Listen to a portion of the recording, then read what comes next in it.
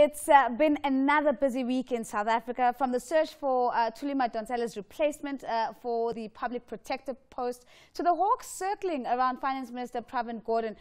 Now we have Melanie Malhar, who's with us from Brands Eye, to take us through the data and the insights from this week's social media activity. Thanks so much, Melanie, for joining us again. Let's start off with the public protector conversation. I mean, put this into context. How significant was it, and what were the big themes that were coming through? Yeah, so we started listening after the 14 candidates were obviously shortlisted to the 5 left, and we just wanted to see whether the public, where their thinking was going on who it should be, and then obviously when it was announced, to see if you know, they got it right.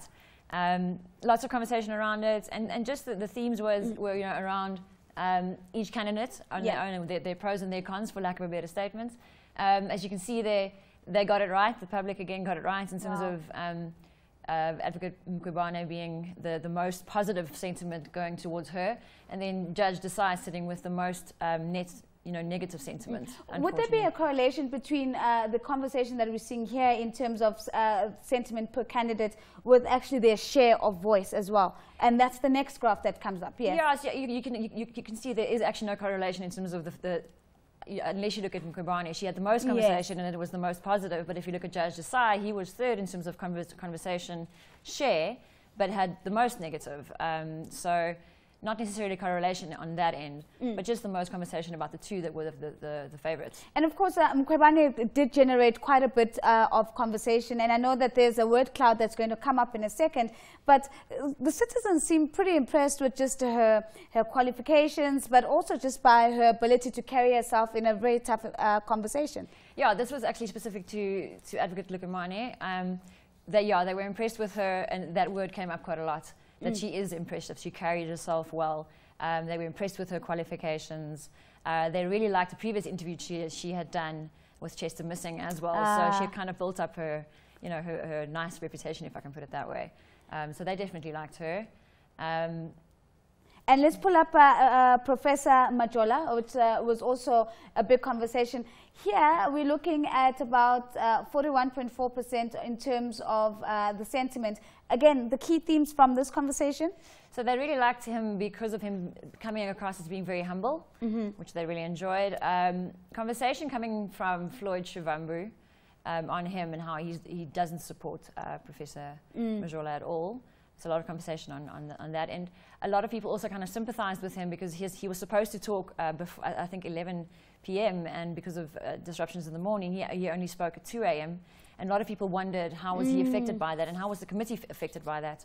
Were they just as tired as he was probably, and did they hear his message correctly? What I didn't understand was just the rush to have everything done within that time frame, as if this thing had just sprung on us. And again, I probably empathize with a lot of those views around at 2 a.m.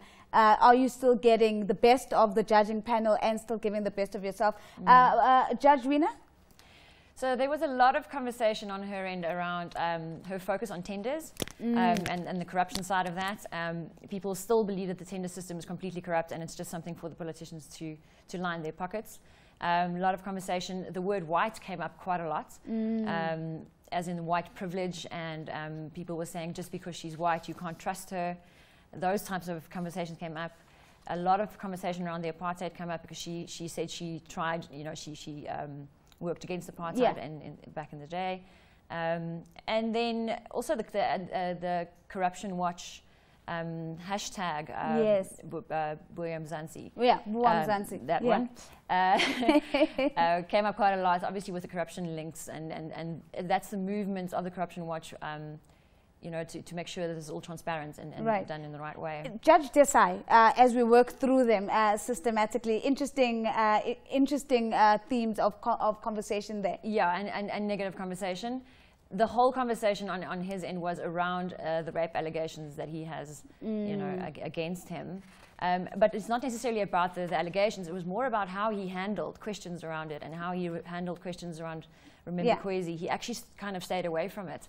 And because of that, Floyd Shivambu actually made a statement that he doesn't have the temperament to be public protector, so he shouldn't be. And of course, Judge Mkhwebane is, the conversation there must have been really interesting because social media had actually already indicated that she was a front runner. Yeah, they called it.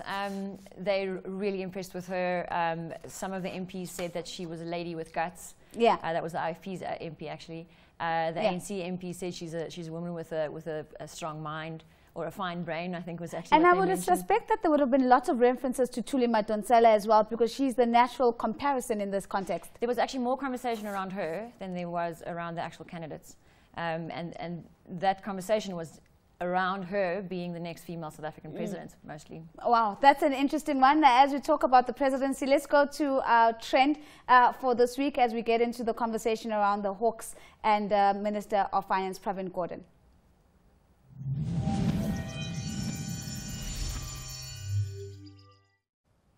So the big conversation, of course, was political. I mean, we've been talking about this conversation from the beginning of the show. How did it show up on social media?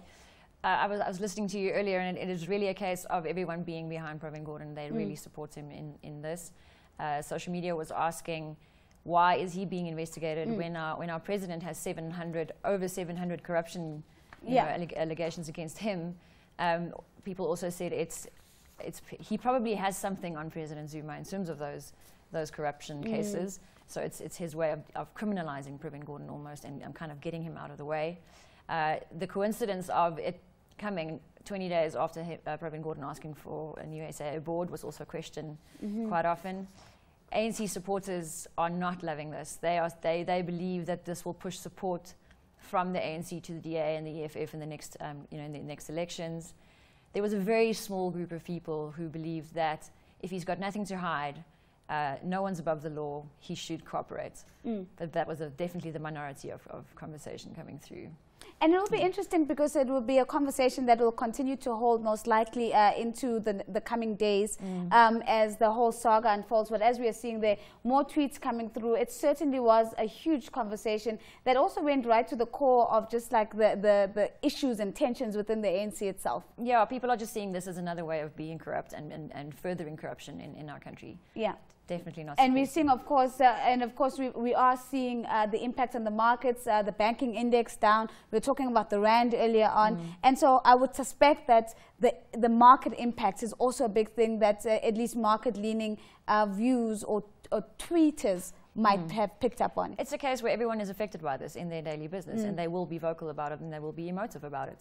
And social media is a place to do that. So yes, the conversation will go on, and we'll keep tracking. If it's vocal and if it's emotive, you're most likely to find it on social media. That's how we wrap up our Brand's Eye media conversation to Melanie Melharba. She's head of client engagement at Brand's Eye.